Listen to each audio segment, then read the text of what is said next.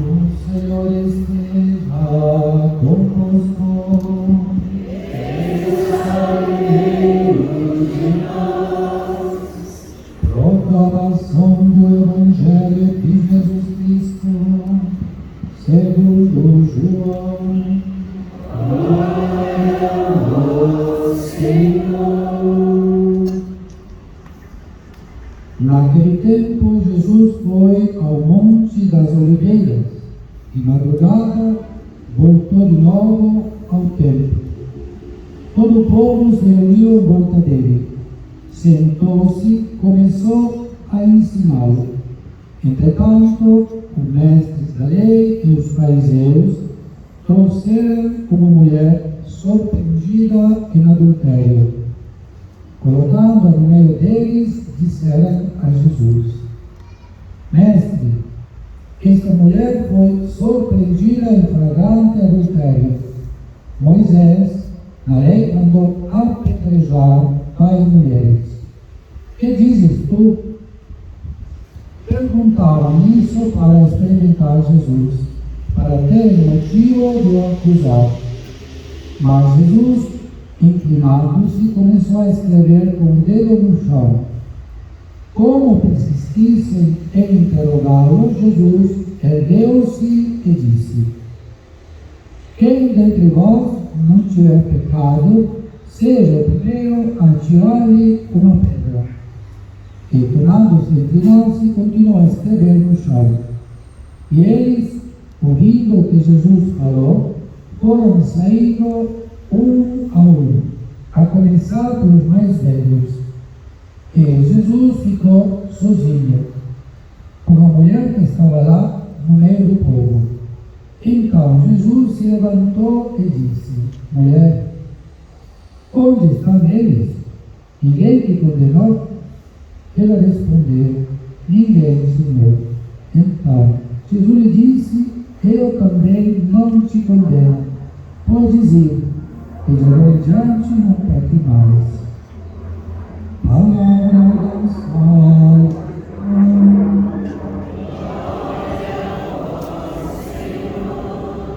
A palavra do Santo Evangelho transfere os nossos pecados.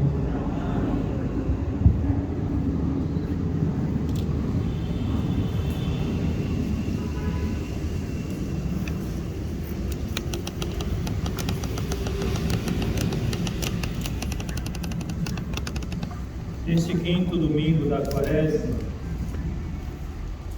nos preparando já para o domingo que vem, celebrarmos o domingo de Ramos, iniciarmos a Semana Santa. A liturgia nos coloca esta palavra do Evangelho segundo João, onde coloca próprio uma pecadora, uma mulher adúltera, e colocam para Jesus, porque eles querem condenar essa mulher e querem também encontrar um meio para condenar também Jesus. Então utilizam dessa mulher para tentar armar uma cilada para Jesus. Mas antes eu queria chamar a atenção uma coisa. Diz assim: naquele tempo Jesus foi para o Monte das Oliveiras, de madrugada voltou de novo ao templo. O que Jesus foi fazer no Monte das Oliveiras? Foi rezar, foi se recolher em oração. O Monte das Oliveiras era um dos lugares onde Jesus se retirava para rezar, para escutar a voz do Pai, para se encontrar com o Pai. Lá ele se retirava sozinho para se encontrar com o Pai. E depois vai dizer que de madrugada voltou ao templo. O templo que é o lugar de oração, o lugar de sacrifício, é a casa de Deus. Mas lá, Jesus ensina. Jesus faz a caridade de ensinar as pessoas a percorrer o caminho certo, o caminho correto. Então Jesus, ele sai da oração para a ação.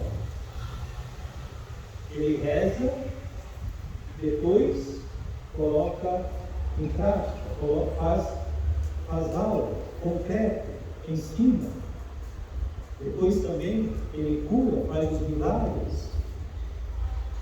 Ele tem a oração, mas tem também essa parte que ele faz a caridade, que ele cura, que ele ensina. Tem a parte também em que ele arregaça as mangas, dizendo assim, de uma palavra bem comum, para fazer alguma coisa. Só que antes de fazer alguma coisa, ele reza. E ele tinha um lugar para rezar. Ele tinha um lugar para rezar. E onde é o nosso lugar de oração? Nós que somos católicos, que devemos nos espelhar em Cristo para a nossa vida, onde é o lugar da nossa oração? O nosso lugar de recolhimento para uma oração profunda, interior com o Senhor Deus. Se não temos, deveremos procurar. Deveremos procurar. Já estamos terminando a Quaresma, um momento de silêncio, um momento de meditação, de reflexão, de conversão, de oração. E se não encontramos na Quaresma um momento, um lugar para a nossa oração pessoal, então estamos perdendo tempo. Não estamos fazendo o que Jesus sempre fez. Ele rezava e depois fazia a caridade, depois ensinava, depois curava, depois fazia as outras coisas. E encontram, então, esses mestres da lei levam próprio esta mulher adúltera. E ela era uma mulher pecadora, era uma mulher adúltera. Não é que poderia ser pecadora, não é que poderia, talvez, foi acusada. Pegaram ela no ato, pegaram ela praticando o adultério. Então ela era pecadora, não tinha discussão sobre isso. Não se discute sobre isso. Ela era uma mulher pecadora. Então perguntaram, mas na lei de Moisés que diz que se deve apedrejar essa mulher, se deve levar à morte essa mulher. Uma mulher pega em adultério se deve apedrejar. Na realidade, a lei fala que se pode apedrejar ou sufocar, mas eles queriam apedrejá-la. E eles queriam pegar Jesus numa cilada. Só que Jesus, o que ele faz? Para espanto de todos, ele silencia e começa a escrever no chão. Ele fica quieto e começa a escrever no chão. Fazendo assim, o que Jesus fez? Primeira coisa, Jesus fez com que eles parassem para entender o que eles estavam fazendo.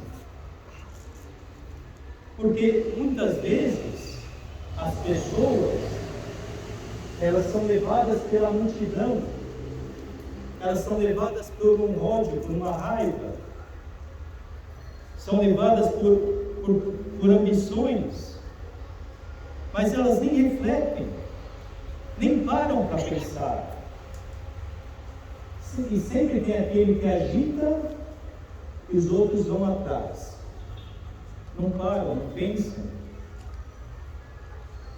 Então, fazem as coisas, querem fazer, querem a resposta logo, querem resolver as coisas logo, querem, na realidade, querem pegar Jesus logo. Jesus o que faz? Fica em silêncio, fica quieto.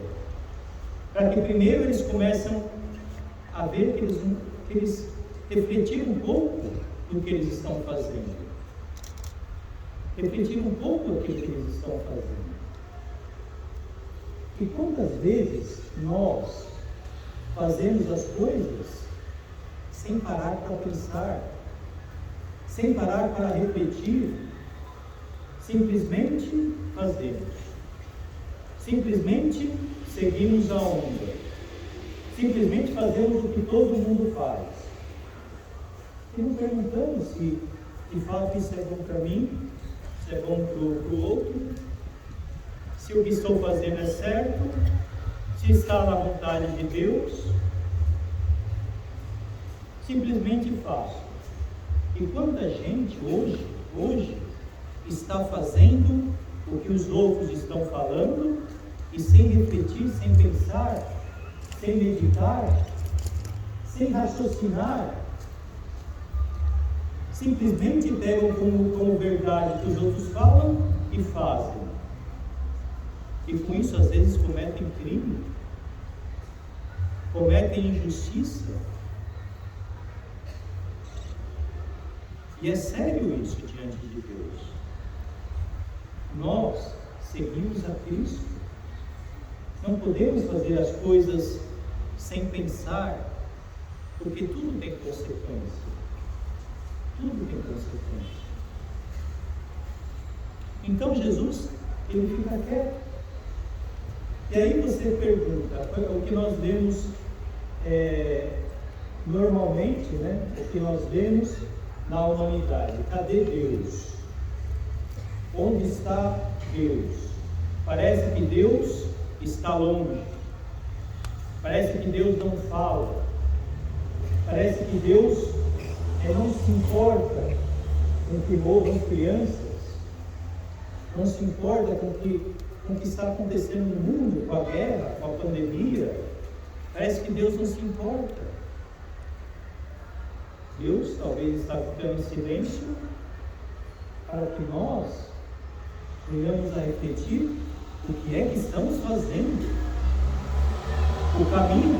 qual o caminho que estamos seguindo. Eles estavam querendo condenar o Filho de Deus. E nós? E nós? Será que nós também não condenamos a Ele com nossos atos, com as nossas escolhas? Será que não o rejeitamos?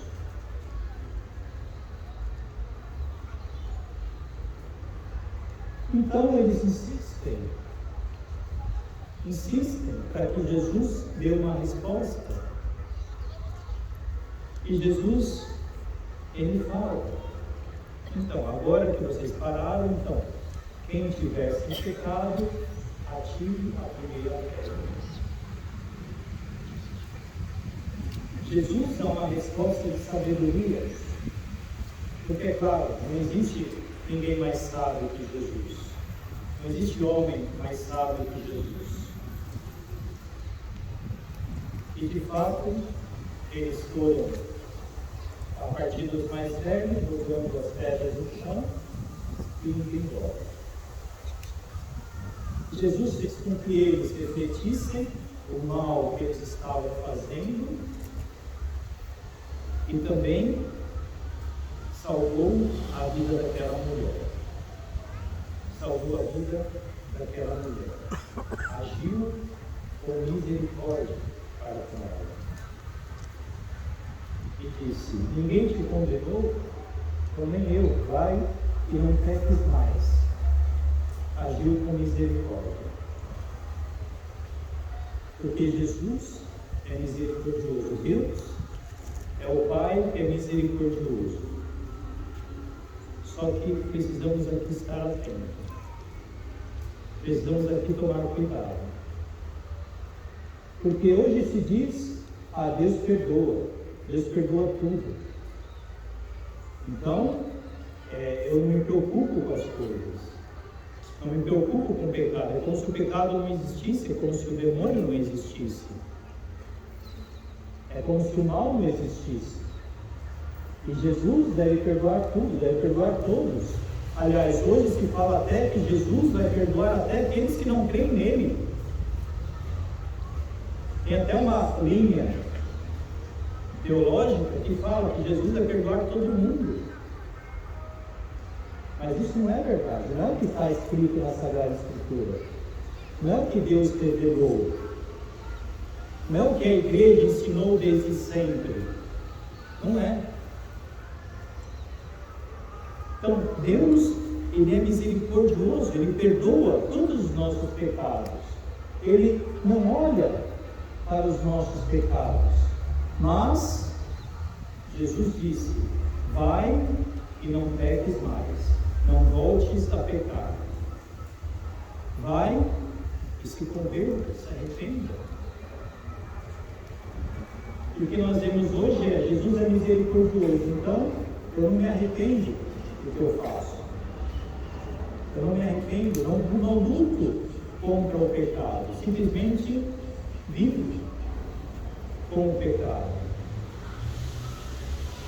achando que Jesus tem a obrigação de me perdoar, tem a obrigação de ser misericordioso para comigo.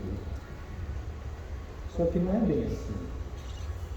Se não pecardes, você está perdoado, mas não volte a pecar. Em outros casos, Jesus fala, não volte a pecar para que não te aconteça coisa pior. No caso dela, ele fala, ela ia morrer, não tem que acontecer coisa pior, se ela fosse de fato apedrejada. Mas é preciso entender que a igreja na sua tradição, ela tem fé. Os mandamentos, as leis, os preceitos da igreja foram feitos à base da fé. Então, tem preceitos que não devem ser, não podem ser retirados, não podem ser amenizados. Então, Deus fala, não matarás, e não se deve matar em nenhuma hipótese, não existe razão para se matar, para matar alguém. Mas, por amor a Deus e por amor ao homem, a igreja também sabe ser misericordiosa com a pessoa em específico.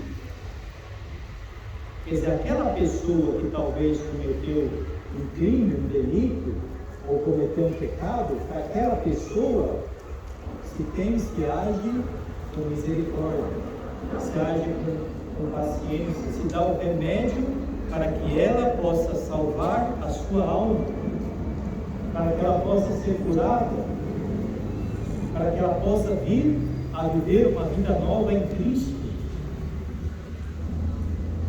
Então, a lei, ela deve ser respeitada, os mandamentos e os preceitos da igreja, por causa da nossa fé, eles são intocáveis,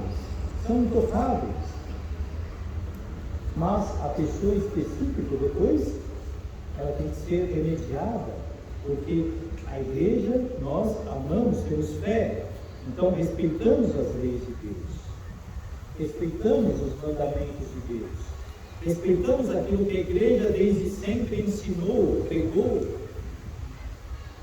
e amamos a pessoa, e porque amamos o ser humano, em Cristo Jesus, nós somos pacientes, como Jesus foi paciente.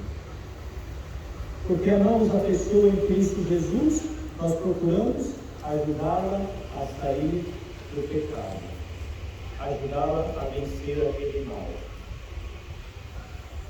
O que é uma lei? E o que o mundo faz? O que o mundo faz? O que a modernidade faz? Eles são intransigentes com a lei. Essa lei é muito dura, é muito severa, não devemos obedecer a lei assim, essa lei é antiquada, essa lei é isso, essa lei é aquilo. Por que eles fazem assim? Porque eles não têm fé. Porque eles não têm fé. Então eles pisam na lei, porque não têm fé. E depois fala para o ser humano, para a pessoa individual, fala, pode pecar porque Deus é misericordioso. Deus vai te perdoar. E sabe por que ele faz isso? Porque não vos ama. Porque não ama o ser humano. Eles pouco se importam com vocês. Pouco se importam com a pessoa. Eles não amam o ser humano. Não têm fé e não amam o ser humano. Por isso que eles vão contra as coisas de Deus. E a igreja, ela ama o ser humano e observa a lei de Deus porque tem fé. Aí cabe a cada um decidir o que vai fazer. Cabe a cada um decidir quem é que vai escutar a igreja na sua tradição ou a modernidade, o mundo moderno, que não ama porque não tem fé.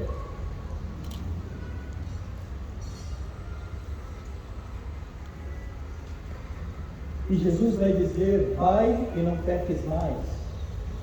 Então a misericórdia existe, mas desde que se procure não pecar mais. Procure lutar contra o pecado. Procure vencer o pecado. Procure sempre lutar contra o pecado.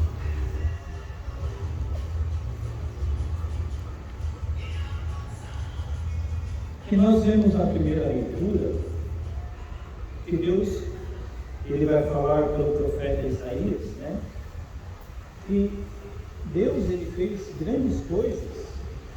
Ele tirou o povo do Egito, ele abriu o Mar Vermelho, ele deu alimento para o povo no deserto, ele deu água no deserto para o povo. Ele fez tantas coisas maravilhosas. Só que Deus vai dizer que nós não devemos ficar apegados somente ao passado, ao que Deus fez.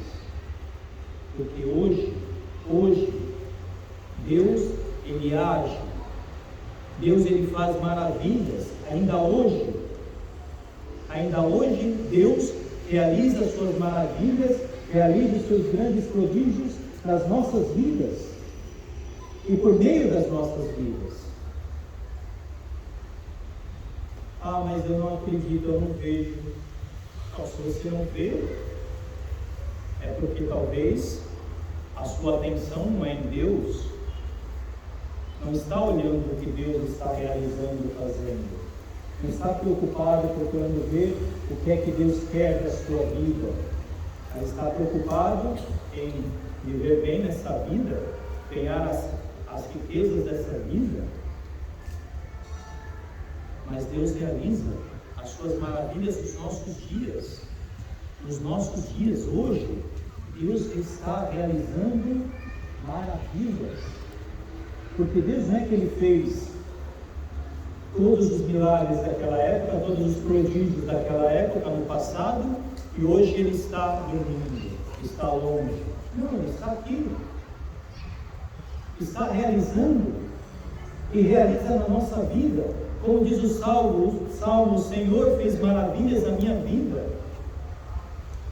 Alegremos. O Senhor realiza maravilhas na nossa vida. É claro que às vezes vem tantas dificuldades como nós estamos enfrentando, mas daí cabe a nossa fé. Quer dizer, nós enfrentamos também essas dificuldades para quê? Para próprio nos voltarmos a Ele, para entendermos em qual sentido estamos caminhando a nossa vida, encaminhando a nossa vida, e como é que nós podemos dizer que Deus está longe? Como é que nós podemos dizer que Deus não fala com os seus filhos, conosco? Há anos Nossa Senhora vem aparecendo, vem em Lourdes, em Fátima, agora em Medjugorje. Há anos Deus vem mostrando sinais também com o Padre Pio. Nós vivemos um tempo de graça. Um tempo de graça é que nós estamos tão preocupados que não vivemos. Tão ocupados com essa terra que não vemos as coisas que Deus realiza. Quer dizer, nós estamos próprios terrenos, muito terrenos. Não estamos buscando as coisas do alto. Não estamos buscando o céu. A nossa vida não é uma vida vivida para buscar o céu, para buscar a Deus. É uma vida vivida para buscar as coisas da terra, para buscar apenas riquezas, ilusões dessa vida que depois permanece aqui. E o Senhor vem fazer maravilhas na nossa vida. Diz o Salmo, esse Salmo que quando o povo foi exilado, eles dizem com tristeza, com lágrimas, estamos jogando as sementes, mas depois voltaremos colhendo os frutos, porque quem sofre com Deus, por amor a Deus, nada perde, só tem a ganhar. Tudo vem depois do duro, não nessa vida. Essa vida é sofrimento, mas teremos próprio a nossa recompensa no céu.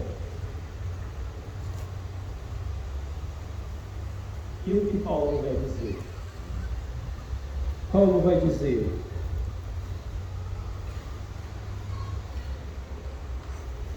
na verdade, considero tudo como perda diante da vontade suprema que consiste em conhecer Jesus Cristo, meu Senhor. Tudo ele considera como perda. Mas o que é isso tudo que Paulo diz que não vale nada? Até diz que ele esnova, é como lixo, fala que é lixo. Por que ele considera lixo? Próprio a condição de que ele era um bom romano, foi um bom judeu, foi um bom cristão. Ele era uma pessoa boa, uma pessoa que sofreu por amor a Cristo, uma pessoa que lutou por amor a Cristo, uma pessoa que teve na sua vida, procurou sempre ser íntegro. E tudo isso ele considera lixo, descarte. Mas ele considera lixo em comparação a conhecer Jesus Cristo, nosso Senhor. Nosso Senhor. Mas não é conhecer nos livros, conhecer na teologia, conhecer na mente, é conhecer profundamente. Sabe, é ter Jesus consigo, é ter uma intimidade com Cristo, é próprio viver com Cristo intimamente, e ele vivendo, fazendo essa experiência de viver com Cristo intimamente, ele considera tudo como lixo, tudo como, eles não tem nada comparável com ter Cristo numa intimidade. Procurar degustar, procurar viver, conhecer Cristo ressuscitado na sua vida. Cristo ressuscitado na sua vida. E nós procuramos o quê? Procuramos sempre os elogios, as riquezas, as coisas desse mundo, achando que são o máximo, achando que isso tudo vai resolver a nossa vida. E Paulo, porque ele queria simplesmente ter próprio uma vivência com Cristo, ele ter essa experiência de Cristo ressuscitado na sua vida. É interessante porque, lembrando agora, Santo Tomás de Aquino, o Santo Tomás, o grande Santo Tomás, que que escreveu a Suma Teológica, que é um doutor da igreja, enorme, um grande doutor da igreja, ele não concluiu a sua Suma Teológica, a sua Suma. Por quê? Porque ele estava próprio, quando estava para continuar, para terminar, ele teve um momento de uma oração profunda. Porque não é, a questão da teologia não deve ser separada. É aquilo que nós vimos no Evangelho. Jesus primeiro rezava profundamente com o Pai e depois ele ia fazer alguma coisa, depois ele ia fazer a caridade. E São Tomás era assim também. Ele rezava profundamente com Deus e depois escrevia aquilo que deveria escrever, ensinava aquilo que deveria ensinar. E se diz que ele, no momento, ele teve uma oração, ele se mergulhou numa oração, um pouco antes dele morrer, e ele, daquele dia em diante, ele não escreveu mais nada. Ele não conseguiu escrever mais nada, porque tudo aquilo que ele escreveu, ele viu que não era fichinha, era palha, diante da realidade de Deus. Diante da experiência que ele teve profunda na oração. É o que Paulo também diz aqui. É o que Paulo vem nos ensinar. É o que nós deveríamos buscar. Nós deveríamos buscar isso. Essa vivência com Deus. Essa vivência com Cristo. Essa vivência com Cristo. Devemos rezar ao Senhor e depois fazer alguma coisa, mas rezar ao Senhor. Dedicar um tempo, mas um tempo para nos encontrar com o Senhor verdadeiramente. Persistir naquele tempo de oração, quebrar as barreiras e aos poucos nós conseguimos chegar lá com a graça de Deus.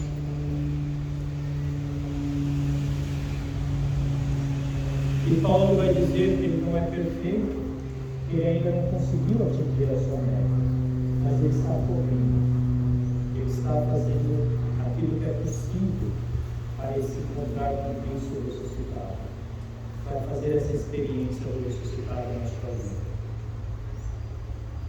Sabe o que nós poderíamos fazer? Poderíamos simplesmente buscar ter essa experiência na nossa vida.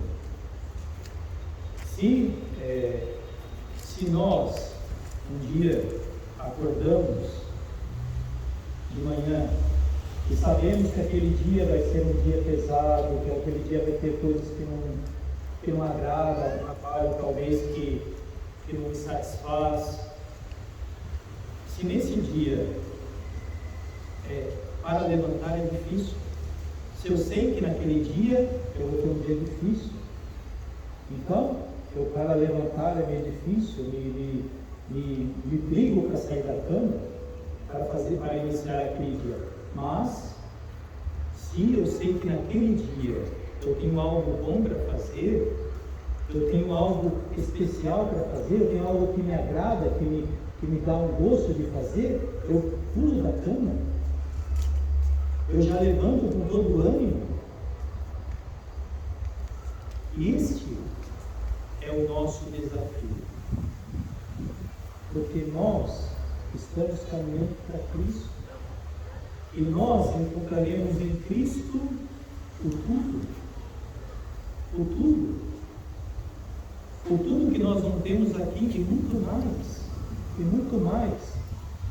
Então nós deveríamos viver a nossa vida como se todos os dias a nossa vida como se fôssemos buscando esse tudo, tendo esse ânimo para buscar esse tudo, lutando para buscar esse tudo e não deixando com que nós fiquemos adormecidos, meio preguiçosos, mas vamos levantar e falar: hoje vou buscar a Cristo. A nossa vida é para isso, para buscar a Cristo, para buscar essa experiência em Cristo, para buscar a Cristo na nossa vida. E nós deveríamos nos afogar e correr para encontrar com Ele. Que o Senhor nos ajude e que cada dia nós possamos de fato levantar com esse ânimo de buscá-lo verdadeiramente na nossa vida, para que a nossa vida se transforme, para que a nossa vida seja de fato algo que só Deus explica. E as sementes que nós lançamos com lágrimas que possam de fato nos dar bons frutos. Que o Senhor nos ajude e que nessa Semana Santa podemos de fato viver verdadeiramente a Semana Santa, buscando a Cristo Senhor, vivendo com Ele, buscando próprio essa ressurreição.